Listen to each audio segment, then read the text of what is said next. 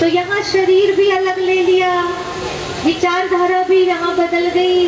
अब यहाँ पर जो सतयुग में थे वैसे ही थोड़ी रहेगी ये आत्मा कलयुग में आकर के। जैसे देखो, आपके घर में आपके जो परदादा थे, परदादा, दादा के पिताजी, तो दादा के पिताजी ने शरीर छोड़ा। अब वो शरीर छोड़ने के बाद घर में पोता बन के आ गए, ठीक है। अब आपने उनको देखा था, उनकी फोटो लगी जो घर में, परदादा की फोटो आपने नहीं देखा, आपके परदादा को फोटो लगी है। तो उस फोटो में तो बढ़िया टोपी लगाए हैं, धोती पहने हैं और बड़े शालीन एक सभ्य पुरुष के रूप में। अब वही वाले दादा सेम वही निशान दे करके आए हैं, पोता बन के आए, ठीक है। और वो उन्हीं के जैसे बोलते भी है, उन्हीं के जैसी हरकतें भी है उनकी, सब कुछ। अब क्या कहते हैं, सच में ये वही है, सब बोलते हैं। अब वो दादा ही वही वाली आत्मा इधर बच्चे के रूप में आई है, लेकिन अब ये बच्चा कैसा है, अब ये बच्चा कैसा है बताओ। अब ये धोती पहनेगा, टोपी लगाएगा वो वाली, वैसा रहन सहन रहेगा इसका। आत्मा तो वही वाली है ना, है भी तो क्या हुआ, अंतर तो आता है, पुनर्जन्म लेते हैं तो अंतर तो आता है ना, आता है कि नहीं आता है। ऐसे ही यहाँ पर जो सतयुग में विष्णु जी है, ये विष्णु जी की आत्मा कलयुग अंत में आकर के क्या बन गई, क्या बन गई, साधारण नर। अभी ब्रह्मा जी मत बोल रहा, अभी क्या बन गई, साधारण नर बन गई। अब ये साधारण नर है और सतयुग में ये क्या थे, मुझे हेल्प करिए ना आप थोड़ा बोल के। सतयुग में क्या थे, नारायण, और कलयुग में आके क्या बन गए, नर। तो ये दोनों में क्या अंतर है देखो। हाँ, ये नारायण जी की पूजा होती है और ये नर जो अभी ब्रह्मा जी बनते कैसे वो बताती हूँ मैं अभी आपको, चलो उसी के बाद बताती हूँ। यहाँ से लेकर के 5000 साल पूरे होते, उसमें दिखाया ना कि ब्रह्मा जी ने उसी नाल के अंदर अंदर 5000 साल भ्रमण किया। इसका मतलब नाल के अंदर थोड़ी घुसेंगे वो, नाल के अंदर तो मेरा हाथ भी नहीं घुसने वाला, इतने बड़े ब्रह्मा जी कैसे उसके अंदर घुस जाएंगे। और 100 साल की उम्र है तो 5000 साल कैसे चक्कर लगाएंगे। इसका मतलब ये है ब्रह्मा जी की आयु 100 साल रहती है यहाँ पर, 100 साल में अपना काम पूरा करते स्थापना का। लेकिन ये सतयुग से लेके कलयुग अंत तक पहुँचते तक उनको जो टाइम लगता है, बीच का अंतराल, वो कितना है, 5000 साल। अभी प्रश्न उठेंगे तो आप शांत रहना, आगे और 1-2 दिन आना पड़ेगा पूरा समाधान करने के लिए। ये सब लिखा है अपने पुराणों में, इसके लिए अभी आगे आना पड़ेगा, ठीक है। अच्छा, फिर ये कह रहे हैं मैं जो हूँ वही तुम हो, विष्णु जी बोल रहे मैं जो हूँ वही तुम हो। इसका मतलब मैं सतयुग में था तब विष्णु था, नारायण था, लेकिन हे आत्मा अभी तुम नर बन गए हो, लेकिन तुम अलग नहीं हो। हम ही जब सतयुग में थे तो नारायण थे और हम ही अभी यहाँ पर आके क्या बन गए, नर। तो ये दोनों लोग बात किए होंगे क्या आपस में, ये दोनों की बात हुई होगी कि वेद व्यास जी की कल्पना है, वेद व्यास जी का दिमाग है, उनको ये पूरा दिखाई दे रहा था। सतयुग वाले नारायण जी कलयुग में नर बन जाएंगे, फिर उसी नर को भगवान जब वो बूढ़े हो जाएंगे तब भगवान उसी तन में आएंगे और उसका नाम ब्रह्मा रखेंगे। ये किसको पता था, व्यास जी को पता था। तो उन्होंने इतनी जबरदस्त चित्रण करके हमें समझाया। तो एक बार वेद व्यास जी के लिए जोरदार ताली बजाइए, क्या गजब की बुद्धि है उनकी, अब विचार कीजिए। इसलिए पुराणों का एक एक चित्र जो है उसको समझने के लिए हमें ध्यान करना पड़ेगा। क्यों? क्योंकि उन्होंने जो चित्र बनाया है ना, ये ध्यान और समाधि समाधि में बनाया है। समाधि में जो चित्र देखा, जो दर्शन किया सतयुग से कलयुग की कहानी, उसको उन्होंने बाद में बैठ के ऐसे चित्रण किया है। यदि इन चित्रण का अर्थ समझना है तो उसके लिए आपको क्या करना पड़ेगा? फिर से ध्यान में जाइए, फिर से वेद व्यास जी जैसे समाधि की स्थिति में जाइए। जो जितना ध्यान में लीन होगा उसको इनके अर्थ समझ में आने लगेंगे, और अर्थ समझ में आने लगेंगे तो वो झगड़ा वगड़ा नहीं करेंगे। वो कहेंगे कि भाई इसने अलग तरीके से समझाया है, इसने अलग तरीके से समझाया है, मैं ही सही नहीं हूँ, सब अपने अपने जगह सब सही है। ज्ञानी बनने के बाद भक्ति मार्ग की अवहेलना कभी नहीं करनी चाहिए, क्योंकि हम सभी वहीं से होकर के यहाँ पर आए हैं। 12वीं में पहुँचने वाला स्टूडेंट प्राइमरी की कभी अवहेलना नहीं करता है, और यदि वो प्राइमरी पढ़ने वाले को हेय दृष्टि से देखता है कि यार तुम क्या A for apple B for ball कर रहे हो, आओ ना सीधे 12वीं में आ जाओ, ये गलत बात है। गलत बात है या नहीं है? पहले उसको प्राइमरी पढ़ने दो, फिर उसको आगे मिडिल में आने दो, तब जाके 12वीं में सही ढंग से बैठ पाएगा। नहीं तो ना इधर करेगा ना उधर करेगा। इसीलिए कभी भी कोई ज्ञान मार्ग वाले भाई बहने भक्ति मार्ग वाले को कभी कुछ भी ना बोले। जब तक उसकी परिपक्व अवस्था नहीं हुई है तो वो वहां से हिलने वाला नहीं। हाँ, उसको धीरे धीरे हाथ पकड़ के ऊपर उठाना है, लेकिन उसको कभी भी उसकी ग्लानि नहीं करनी। वो चित्रण को देख के उसी की पूजा कर रहा है, विष्णु जी वाली फोटो को देखकर पूजा कर रहा है। अरे पूजा कर रहा है, आज कल इसके अर्थ को भी जरूर समझेगा। चलिए, हम समझ रहे ना, तो हमें क्या करना है? हम समझ के क्या कर रहे हैं? तो आइए, यहाँ पर क्या होता है? ये कहते मैं जो हूँ वही तुम हो। इसका अर्थ ये है, जो सतयुग में नारायण जी थे वही कलयुग में अभी साधारण नर बन गए थे। अब जब वो कलयुग का अंत टाइम होता है, ये भी गीता में लिखा है, सह यज्ञाः प्रजाः सृष्ट्वा पुरा उवाच प्रजापति। क्या कह रहे हैं भगवान? भगवान कह रहे हैं कल्प के आदि में प्रजापिता ब्रह्मा ने यज्ञ सहित प्रजा को रचा और उनसे कहा इस यज्ञ के द्वारा तुम वृद्धि को प्राप्त हो, और कहा कि तुम इस यज्ञ के द्वारा देवताओं की वृद्धि करो और देवता तुम्हें उन्नत करेंगे, तुम देवताओं को उन्नत करो। ये बड़ा गहरा रहस्य है। इसका मतलब ये है कल्प के आदि में, कल्प माना होता है सत्युग, त्रेता, द्वापर, कलयुग, चारों युगों को मिला के कल्प कहते हैं। और कल्प का आदि, इसी को चौथे अध्याय में भगवान ने कहा इवं विवस्वते योगम प्रोक्तवान हवं व्ययम विवस्वान मनवे ब्राह्मण विक्ष्वाक विब्रवीत। मैंने सबसे पहले ये ज्ञान सूर्य को दिया था, सूर्य ने मनु को दिया था, और मनु ने इक्ष्वाकु को दिया था, और इक्ष्वाकु के बाद ये ज्ञान ऋषि मुनियों तक एवं परंपरा प्राप्तम इवं राजर्षयो विदुः सकाले नेह महता योग नष्टः परंतप।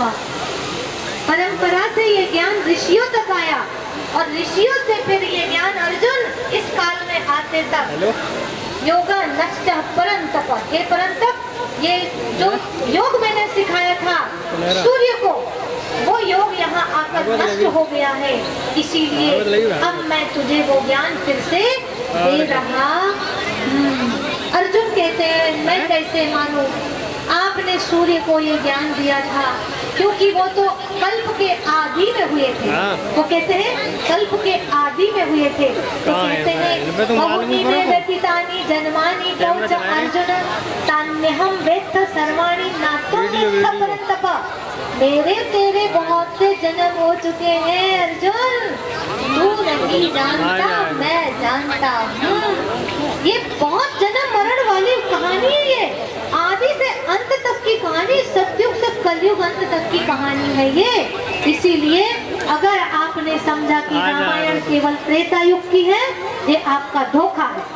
अगर आपने समझा महाभारत द्वापर युग की है, ये आपका बहुत बड़ा धोखा है। इसको समझने के लिए आपको त्रिकालदर्शी बनना पड़ेगा, तीनों कालों का ज्ञान प्राप्त करना पड़ेगा, क्योंकि वेद व्यास जी खुद बता रहे हैं कि जैसे अभी जो भागवत कथा यहाँ पर सुनाई जा रही है, कल ही परीक्षित की कहानी से एंड किया था, आज शुरू किया था ना, तो उस टाइम पर मैं यही देख रही थी कि परीक्षित जी तो कलयुग के हैं, है ना, कलयुग के है ना परीक्षित जी।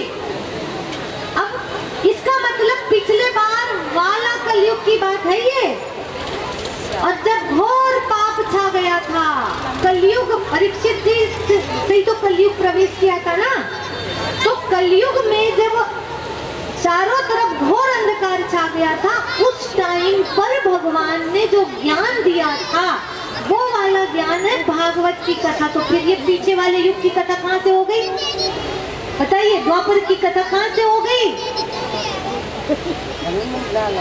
ये सारी चीजें आपको समझनी पड़ेगी, साइकिल को समझना पड़ेगा। भगवान कब आए थे?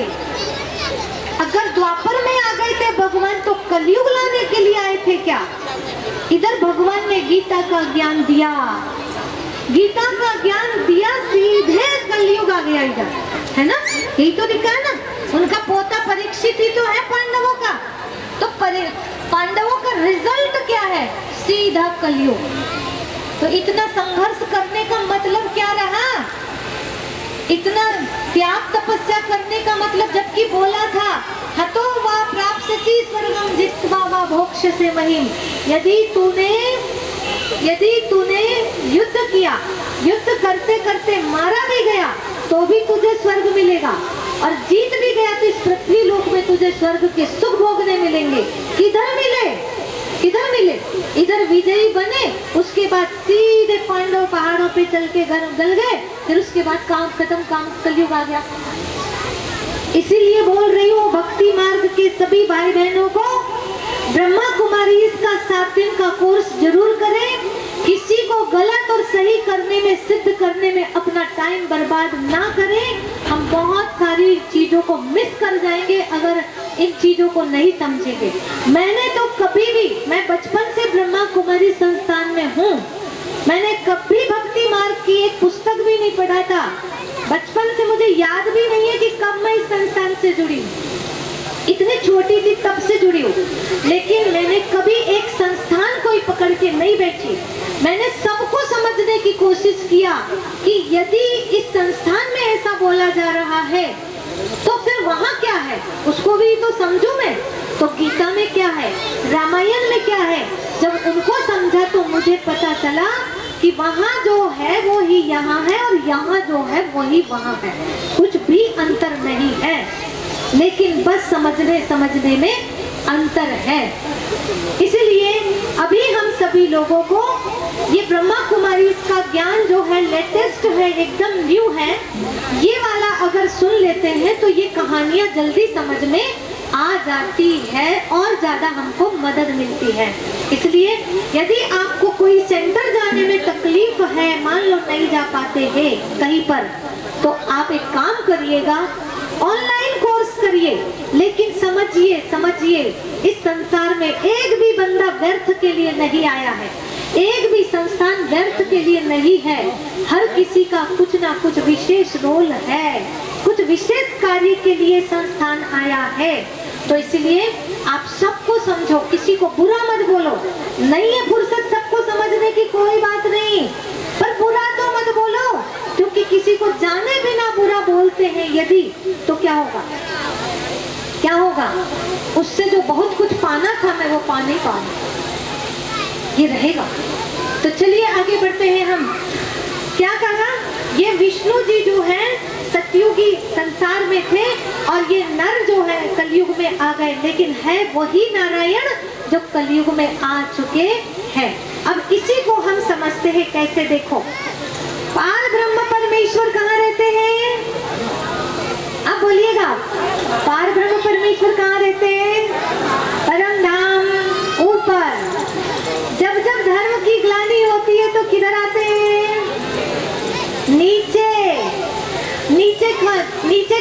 गाय में आके बोलेंगे कि भैंस में आके बोलेंगे कि बैल में आके बोलेंगे कि कुत्ता में आके बोलेंगे? बोलो। भगवान ऊपर से नीचे आएंगे तो किसको सुधारने आएंगे? जानवरों को सुधारने आएंगे कि इंसानों को सुधारने आएंगे? पहले बोलो जोर से। क्यों इंसान को? सबसे ज्यादा इंसान बिगड़ा।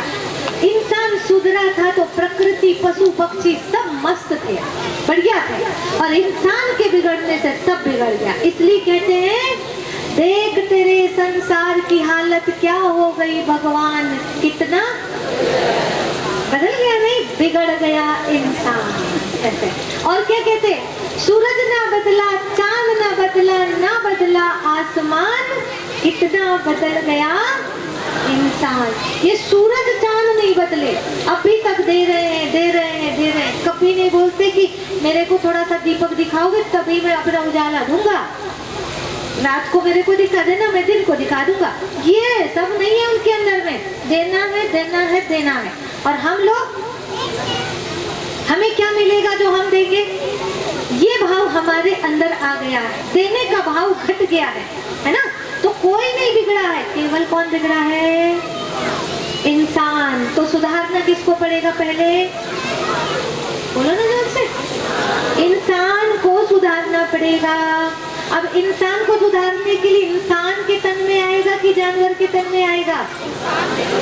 इंसान के तन में आएगा ना भगवान। अच्छा बोला ना, बाढ़े अधम असुर अभिमानी, तब तब धरे प्रभु मनुज शरीरा, हर ही कृपा निधि सज्जन पीरा। ठीक है, तो मानव देह धारण करते हैं। अब कौन सा मानव को पकड़े इतने सारे में से? बताओ, सन्यासी को पकड़े कि गृहस्थी को पकड़े? कौन सी देह पकड़े इतने सारे में से? भगवान किसको चुने? हैं? बड़ा मुश्किल है ना, किसको पसंद किया जाए, किसके द्वारा काम किया जाए। तो उनको पता है इसमें से नारायण जी कौन थे, ये कौन जानता है? कौन जानता है? वो बोल रहे ना, बहुनी में व्यतीतानी जन्मानी तव च अर्जुन।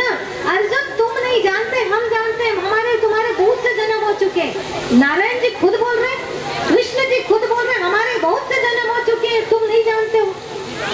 अच्छा, जब देखो एक बात पकड़ में आ रही है यहाँ पे, हमारे तुम्हारे बहुत सारे जन्म हो चुके हैं, तो तुम्हारे हो गए, तुम भी जन्म मरण में आ रहे हो, हमारे हो गए, हम भी जन्म मरण में आ रहे। तो जब तुम नहीं जानते तो हम कैसे जानेंगे?